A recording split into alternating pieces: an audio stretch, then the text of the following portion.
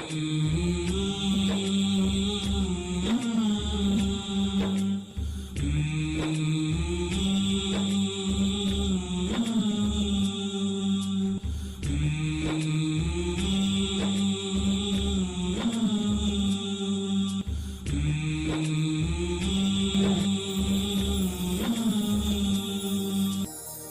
و تندرستی کے پروگرام میں میں ہوں آپ کا میزبان محمد محسن عابد۔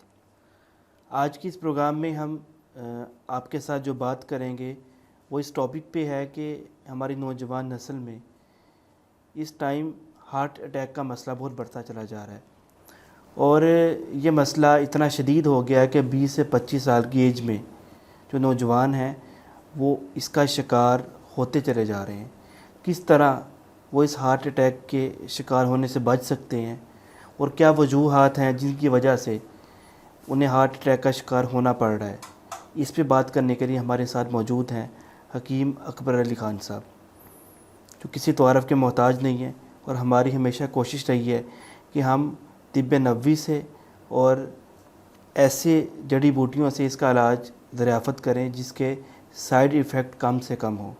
تو آئیے بات کرتے ہیں حکیم اکبر علی خان صاحب سے۔ السلام علیکم سر۔ وعلیکم السلام۔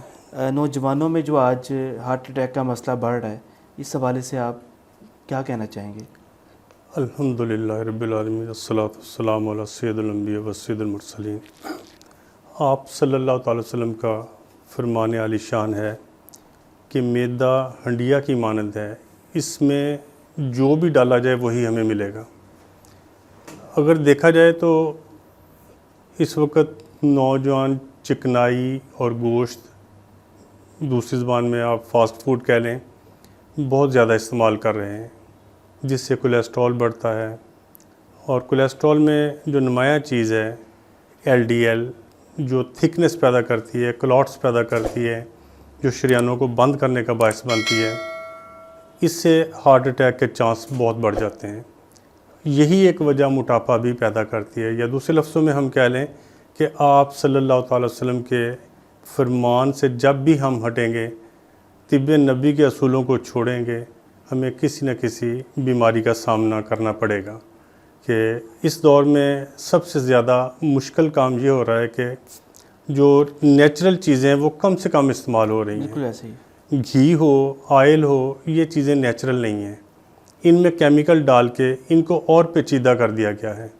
جبکہ آج بھی اگر دیکھا جائے تو دیسی گھی بہترین چیز ہے، اس کا اگر استعمال کرنا ہو تو وہ بھی اسی طرح استعمال کرنا چاہیے جس طرح لوگ پہلے کھانوں میں کھانا تیار ہونے کے بعد استعمال کرتے تھے۔ چیزوں کو فرائی کرنے والا ٹرینڈ کم ہونا چاہیے۔ یہ موٹاپے کا، ہارٹ اٹیک کا، شوگر کا، پیٹ کے بڑھنے کا اور دوسری بہت سی بیماریوں کا باعث بن رہا ہے۔ تو سر آپ کیا چاہیں گے کہ ہماری نوجوان نسل کس طریقے سے ہارٹ اٹیک کے امراض سے اپنے آپ کو محفوظ رکھ سکتی ہے؟ اس میں 3 اہم چیزیں ہیں۔ سب سے پہلے تو آپ صلی اللہ تعالی وسلم کے نقش قدم پہ چلتے ہوئے کھانا اس طرح کھانا چاہیے کہ بھوک باقی ہو تو کھانا چھوڑ دیا جائے۔ کھانے ایسے متوازن رکھنے چاہیے کہ جہاں گوشت کا استعمال ہو، سبزیوں کا بھی استعمال ہو۔ بالکل ایسے، بے تحاشا گوشت کا استعمال اس مرض کا باعث بنتا ہے۔ دوسری بات یہ ہے کہ ہمیں اپنے روزمرہ کے معمولات میں دیکھنا چاہیے کہ ہماری ایفرٹ کتنی ہے، اس کے مطابق ہمیں ایکسرسائز بھی کرنی چاہیے تاکہ جو فالتو فیٹس ہیں وہ ڈیزالو ہو جائیں، ہمارا خون صاف ہو جائے۔ تیسری اہم وجہ، ہم بہت سے مسائل کو الجھا کر ذہنی ڈپریشن کا باعث بن رہے ہیں۔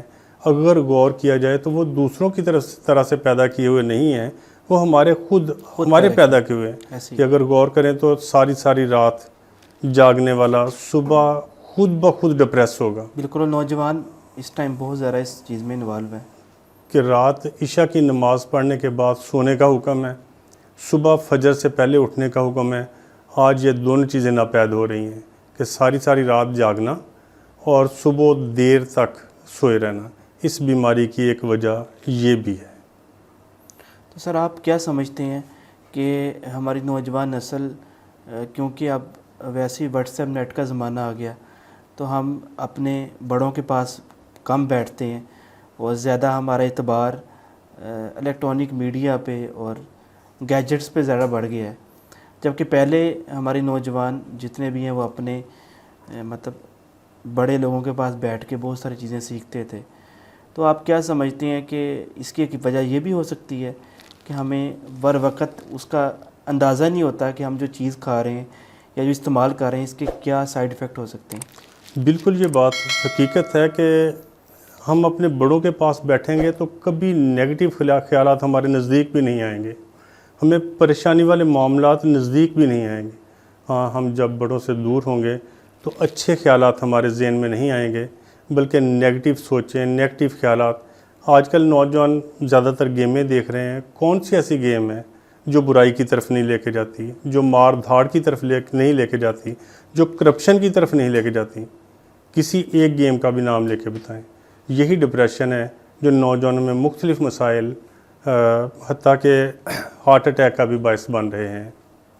ہمیں چاہیے کہ ہم اپنے نوجوانوں کے ساتھ خود مشاورت کریں کہ آپ اپنے بڑوں کے پاس بیٹھیں، انہیں سمجھائیں تاکہ ایک معاشرہ، ایک نسل چینج ہو۔ یہ ہمارا ٹرینڈ بہت غلط ہوتا جا رہا ہے۔